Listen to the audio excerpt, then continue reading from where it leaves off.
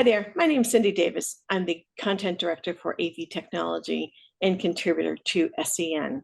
And with me today is Sandi Stambaugh, Senior Vice President of Vendor Management at TD SYNNEX.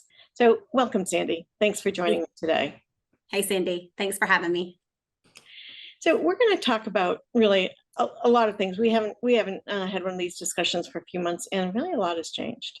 So let's start off by discussing the current market environment. I feel like every time we're together, Cindy, there's a new topic to discuss, right? I feel like the past 3 years have been quite a roller coaster for us. But yeah, the current market environment is pretty interesting. On one hand, for the AV industry specifically, we're having this amazing return to public space. So live events, through the roof. Venues are doing fantastic. We're seeing a ton happen around experiential and kind of these immersive environments. We're seeing things like those sort of almost a mainstream, I might call it, of these cohesive experiences that are using premium technology, like things like projection mapping that you only saw in certain setups in the past. And then also even this topic of virtual production, which is super exciting, very conceptual right now, but we are starting to see some opportunity within certain vertical markets. And then on the flip side, we're seeing within the corporate space, which is the largest within the AV industry, right? The largest vertical. And we're seeing sort of this uncertainty and this manic kind of back and forth of return to office. No, not quite return to office. Maybe it's hybrid. Maybe it's 3 days a week. And then also everyone I know, the topic of office occupancy rates is like normal coffee talk, which is something that we never talked about before, right? So it's just a really super interesting time in the market for AV. On one side, really, really strong, very exciting times. And then the other side, we're sort of in this weird pregnant pause almost, trying to figure out which direction we're going to head within the corporate space, which has been sort of our bread and butter for a long time. I agree. And interesting, we've got a lot to unpack there, talking about DV, LED, virtual production, return to office. So, actually, let's start with that return to office, because that has been going on for at least a year and a half. There's been a demand by many CEOs to get back into the office, but that's not exactly happening. And despite the economic downturn, employees are still resisting that a bit. And from what I'm hearing, it's because the technologies aren't always as easy as they are to use when you're at home. So talk a little bit about that. What are you seeing through TD SYNNEX, and how are you starting to address that? Yeah, I think that, what we've seen is the focus was on personal productivity for the past year and a half, right? So it was all about that personal workspace, the desktop monitor and the PC camera and the connectivity of the whole thing, the microphone. You and I just had a conversation about that. That personal workspace has been front and center. And now as these mandates have come down to go back to office, and back to office, it was sort of good enough, right? Because the investment was going into this personal productivity side. I think that, it's not about what I think, but what we've seen is a switch in focus. Now it's about these group environments, but it's not as easy as it used to be. It's not as easy as just filling a bunch of conference rooms with technology and expecting coworkers or employees to just cater to that. Now we've got this personal experience and this personal expectation. And so now it's more human-centric, right? Now we need to cater the technology to the people that are going to be populating these rooms and also consider how they're going to be using those spaces. And so that's the part that I feel like we're sort of in this interesting space. We've seen a number of companies become very innovative in the way that they're going to approach it and almost have multiple test cases within one office building just to see what's going to work and what's not going to work. And then where do we pull technology and then, maybe implement a different approach. And then ultimately with the goal in mind to get to some sort of standardization, right? Especially in enterprise. And so it's a really interesting time. At the same time, I have to say, I'm sort of a little bit of a geek in that I do love the innovation that we're seeing within some of the spaces and, how they're thinking about work differently. Simplicity is everything. If I'm used to being able to go on and click a button to get on a Zoom call and everything works perfectly at my desktop. I need that same thing to happen on my phone. And I need that same thing to happen when I'm in a conference room, no matter what size the conference room is, or if I'm in a big, presentation room, right? Same thing. That's good enough, worked for a number of years, and it just doesn't work the same anymore. Yep. And we have seen a lot of advancements. I talked about Zoom a second ago, but I mean, we've got a great partnership with Microsoft. They've made some significant investments and have made a lot of progress to drive simplicity within the space as well. And we've got a number of other, platform partners that we work with. But that again is a difference in the way that our integrators are really approaching the space now. It's not about starting with the hardware and then backfilling whatever, platform. Now it's starting truly with that kind of assessment of work. What are we trying to accomplish here? What's the best platform for that? Is it multi-platform? And if so, how do we make that simple, right?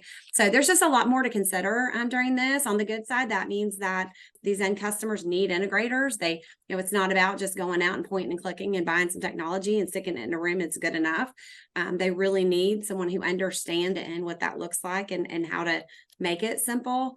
We don't sell to end users at all, but we work really, really closely with our integrators from a design perspective, and then introducing other technologies, helping with training and that type of thing. And so we are definitely exposed to the challenges that they're going through on a day-to-day basis to try to support this. So you also mentioned virtual production, and I'm kind of interested in hearing your perspective on that, because that really comes from the broadcast and cinema areas, and now we're hearing about it being implemented in corporate spaces. So what are you seeing and hearing with regard to the virtual production?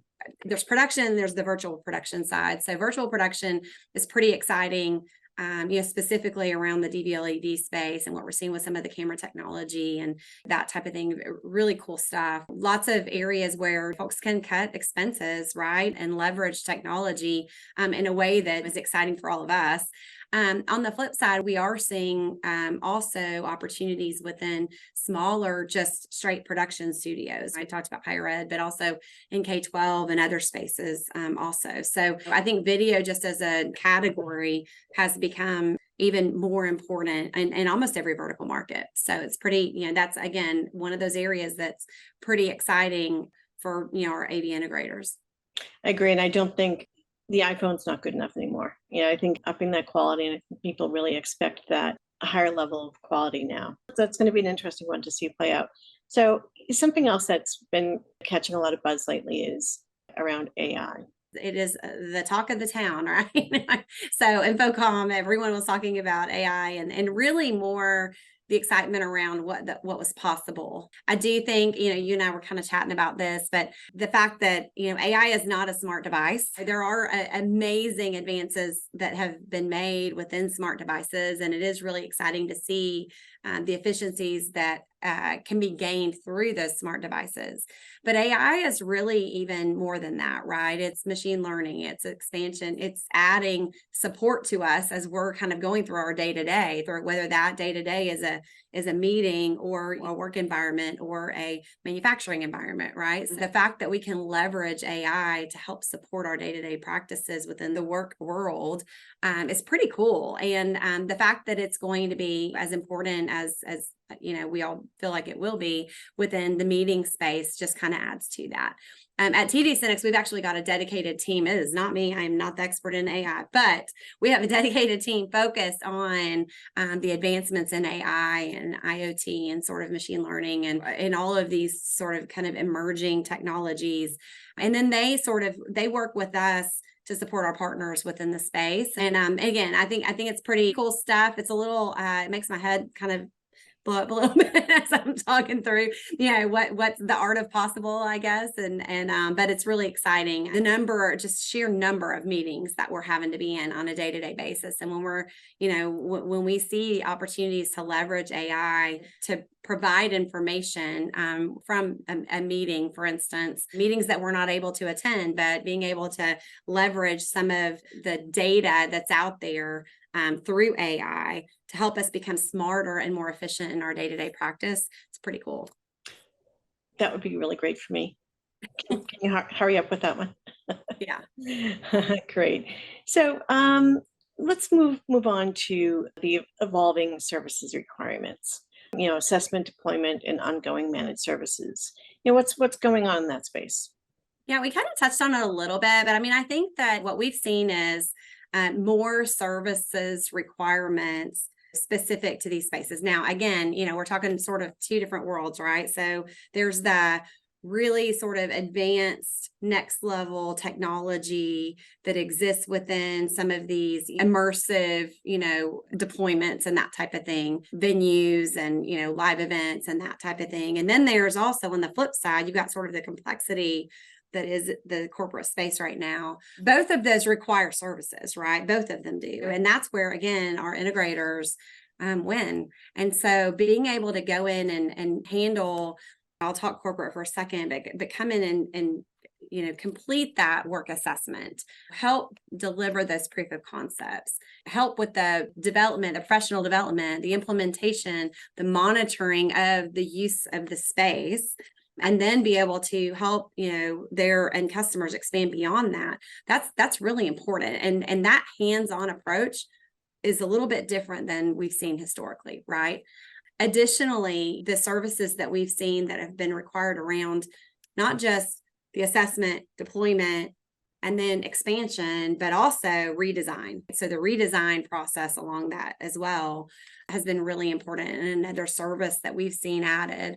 Other things like, we've seen some crazy stuff within supply chain that have caused, some challenges with some of our integrators.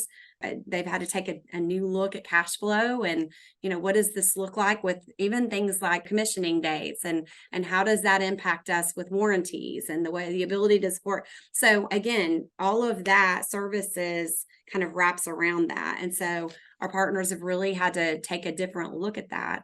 We've talked for years, Cindy, about subscription-based offering, technology as a service, and OpEx versus CapEx, and that type of thing. But in the current macroeconomic environment, and with some of these other really super interesting trends that we're seeing, we've definitely seen partners begin to leverage that and leverage managed services contracts and then add hardware into those contracts, more so than ever before. Interesting. So it's kind of like the cash is king approach. Absolutely. Absolutely. Yeah. Dollars are being spent around the immediate priority. So whether that's network security or infrastructure or storage, the sort of, or am I going to be in office, or am I going to be remote, or am I going to be hybrid, or what is that going to look like? Security and infrastructure and storage is necessary regardless of where they are, right? So we've seen a lot of dollars being spent there, but then maybe subscription-based approach to some of the visual technologies in some of these conference rooms, right? So yeah, it's super interesting, and I'm just thankful to be a part of a company that's been innovative there, right? Like there's been a lot of innovation around the ability to support our partners, whether that's expansion in areas of technology that maybe they don't have expertise in today, where they can leverage our experts, or helping them identify funding streams to help offset the costs of some of the technology, or leveraging TD SYNNEX capital to help finance these projects at the project level where they get full upfront funding, and so it helps them with the cash flow challenges that they're facing because of just the complexity of the current environment. That's interesting. I have a feeling not a lot of folks know that that's an option through TD SYNNEX is, the funding.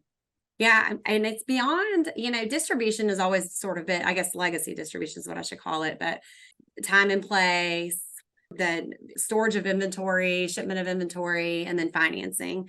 But what I'm talking about is a little bit beyond that, right? It's not just terms. It's not just the ability to finance a project, or finance a business, but it's beyond that, and being able to get super creative, leaning in with our partners and getting super creative around a specific project to help support them so that they don't get drawn out while they're trying to take care of their customer, but also grow and develop over time. And again, in this environment, it's very prescriptive to the current environment.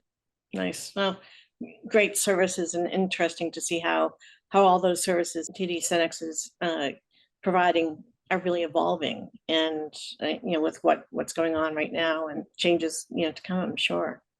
Yeah, for sure.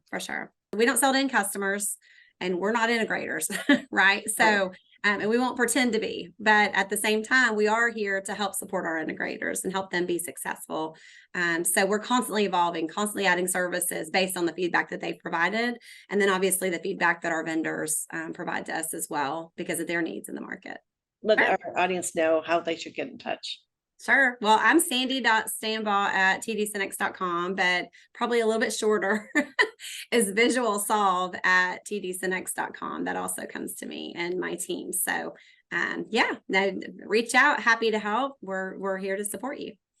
Great. Well, thank you, Sandi. Really great conversation as usual, and look forward to the next one. Thanks so much, Cindy. Good talking to you.